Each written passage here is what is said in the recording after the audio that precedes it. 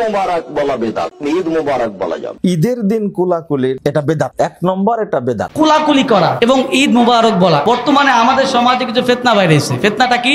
যে ঈদের দিন ঈদ মুবারক বলা যাবে না, এটা বেদাত। ঈদের দিন কোলাকুলি করা যাবে না, এটা বেদাত। অথচ নবীজির হাদিস, নবীজি বলে কোলাকুলি করা, মুআনাকা করা আমি নবীজির সুন্নাত। সুবহানাল্লাহ। এখন সুন্নাত আমলটা যদি ঈদের দিন করি তাহলে এটা ভালো হলো না খারাপ হলো? আমাদের মধ্যে কিছু মানুষ আছে, সহিহ হাদিসের ভাই আছে, এরা সমাজে ফিতনা ছড়ায়, ঈদ মুবারক বলা যাবে না। আরে বেটা, ঈদ মুবারক মানে তোমার যে আনন্দটা, এটা মুবারক হোক। সুবহানাল্লাহ। এর মানে তাকে শুভকামনা জানাইলো, তার জন্য দোয়া করলো, এটা কি বলা খারাপ? শুনে, আপনার মাথা যখন পচে যাবে, আপনার মাথায় যখন শুধু বেদাত ঢুকে থাকবে, তখন আপনি সব জিনিসে বেদাত খুঁজবেন নাকি? এত বেদাতের দরকার নাই আমাদের। যেটা সুন্নাত ভালো কাজ সেটা আমরা করব। কে কি বললো দেখার কোনো দরকার।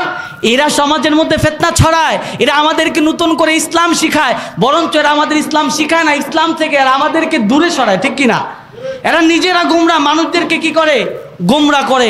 আমরা ঈদের দিন কোলাকুলি, আরে ভাই, শত্রুর সাথে কেউ কোনোদিন কোলাকুলি করে দেখছেন? করে না। তো ঈদের দিন সবাই একসাথে যখন হয়, যখন আমার এক ভাইয়ের সাথে আমার দুশ্মনী আছে, যখন ভাইয়ের সাথে কোলাকুলি করি, মনটা একটু হালকা হয় কিনা? হয় কিনা? আবার কয় ভাই আমার বাসায় যান সেমাই খেতে, বলে কি বলে না? তো এই সংস্কৃতি খারাপ। তাই এটার বিরুদ্ধে যারা বলে এরা গোমরা না?